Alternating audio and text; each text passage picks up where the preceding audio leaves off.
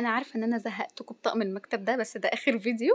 النهارده هنعمل مع بعض ساعة المكتب، وهنعمل كارت المكتب كمان.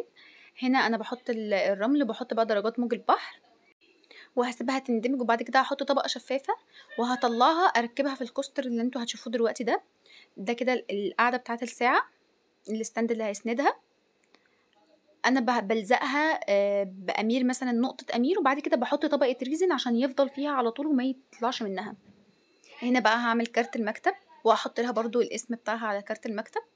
هعمله نفس الوان طقم المكتب كله، وهسيب الطبقه تنشف، وبعد ما تنشف هحط اسماء احمد، وبعد كده هحط الطبقه الاخيره.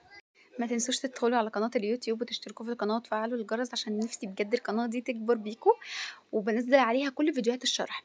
واعملوا هنا لايك واكسبلوروا متابعه، عشان ده بيساعدني ان شغلي يوصل لكل الناس. ولو حابين تطلبوا الاوردر، ابعتولي على التليجرام او الفيسبوك او الواتساب او الانستجرام او التليجرام، هتلاقوا كل سوى الاوردرات عليهم. تقدروا تتواصلوا معايا عليهم، تسألوني في أي حاجة انتوا عايزينها. أنا كده عملت كل طقم المكتب نفس الدرجات ونفس الألوان ونفس كل حاجة. ده كان شكل كده الساعة لما خرجتها. بصوا شكلها وهي محطوطة في الستاند، عمرها ما تخرج من الستاند لأن أنا حاطة طبقة ريزن.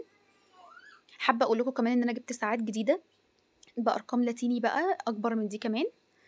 ده كده كان شكل الكارت بتاع المكتب. ده شكل الستاند بتاعه بيركب كده، وبجد طقم المكتب طلع حلو جدا. ده كده كان شكل طقم المكتب. استنوا بقى بقية الفيديوهات الجاية، وهستنى رأيكم في الكومنتات. باي باي.